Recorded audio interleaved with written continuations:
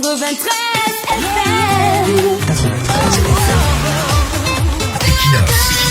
Radio.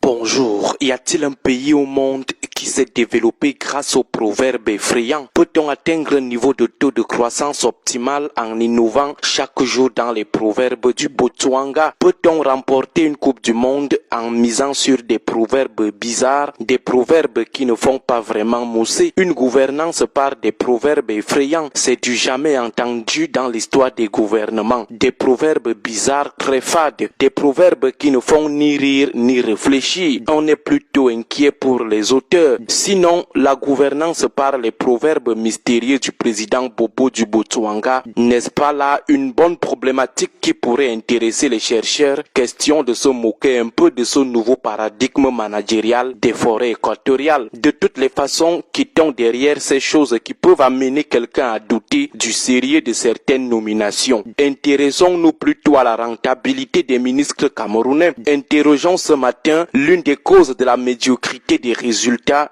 qu'ils accumulent toujours dans leurs différents départements ministériels. Il s'agit du mauvais casting, le mauvais choix des hommes, des choix parfois très intrigants. Comment devient-on ministre au Cameroun? À quelques rarissimes exceptions près, généralement on devient ministre parce qu'on a été soutenu par des réseaux qui commercialisent souterrainement les nominations au Cameroun, des réseaux qui contrôlent les accès au président et soufflent régulièrement dans ses oreilles. Les contreparties sont directement versé au réseau. Chaque réseau fait de ses poulains la ressource nécessaire pour élargir son influence ou combattre, neutraliser les autres réseaux. Le nouveau promu doit d'abord allégeance au réseau. On devient aussi ministre parce qu'on a usé ses genoux au sol pour chanter les louanges du président. Les candidats au poste ministériel doivent se livrer à un laborieux challenge de meilleurs griots. Parfois, ils étendent carrément leurs louanges sur toute la famille présidentielle. Le nom du président, toujours bien garni, ne respire pas dans leur bouche. Il reste seulement qu'ils rampent pour démontrer au président leur allégeance débordante et leur admiration déférence ruisselante. Parfois, nous avons peur qu'ils ne disent merci au président pour les 1 an de plus ou ne lui disent merci pour la nouvelle naissance dans leur foyer. On devient également ministre au Cameroun grâce à l'activisme politique débordant sur le terrain avec des dons distribués avec l'argent issu des détournements ou des pots de vin. À l'approche des élections, on s'active pour s'afficher comme le plus engagé de la localité. À coup de grosses publicités médiatiques, on cherche à se faire voir et frapper l'œil du prince qui récompense en fonction des scores électoraux dans les bases. C'est là où chaque candidat à la nomination se bat pour avoir aussi un socle granitique. Fraude électorale, intimidation des opposants, recours à des éliminations non conventionnelles, on ne lésine sur aucun moyen pour s'affirmer comme le bon élève du système de parti unique. On devient aussi ministre au Cameroun grâce à l'opposition de prestidigitation. Les gens font de l'opposition juste pour amener le prince à négocier en vendant leur silence contre une place à la mangeoire. Le prince qui affectionne la reddition, la castration des opposants se plaît généralement dans ce type de cooptation. Il aime entendre qu'il a émasculé tel opposant, qu'il a handicapé l'opposition. On devient également ministre au Cameroun grâce à l'intention du prince de choquer ou de ridiculiser une élite de la localité, lui montrer qu'elle ne valait rien, lui opposer une rivalité locale. Pour le prince, il est question de cogner les têtes entre fils d'une aire géographique, dégonfler celui qui a été déchu. On devient aussi ministre au Cameroun parce que papa était un baron du renouveau ou parce que la famille fait partie des familles baroniques du renouveau. Il ne faut pas être ingrat en marginalisant la famille baronique dans le partage des privilèges du pouvoir entre familles dites princières. Son fils ou mon fils doit aussi être à la mangeoire comme les fils des autres. Il s'agit de la reproduction des familles ou des personnes dites royales. Ce sont aussi des formes de reconnaissance pour la loyauté du père ou de la famille. Enfin, on devient ministre au Cameroun parce qu'il faut aussi que la tribu, l'ethnie ou la localité ait un représentant à la mangeoire. On force ainsi des profils juste pour satisfaire la tribu. Parmi toutes ces choses sur lesquelles on se base pour nommer quelqu'un qu'un ministre au Cameroun, il y a tout sauf la compétence et le profil de l'emploi. C'est par coïncidence, par hasard ou collatéralement qu'on peut avoir la compétence ou le profil de l'emploi à un poste.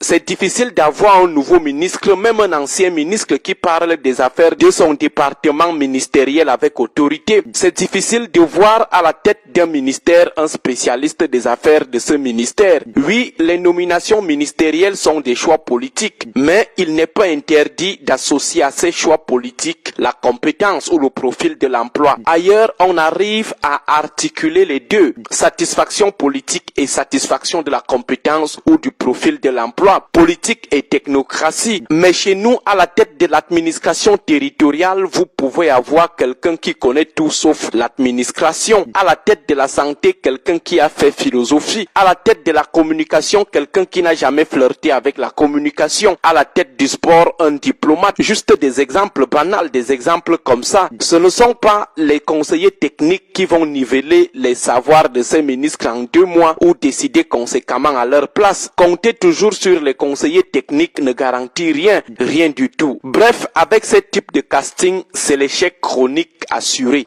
Bonne journée à tous. 93 FM.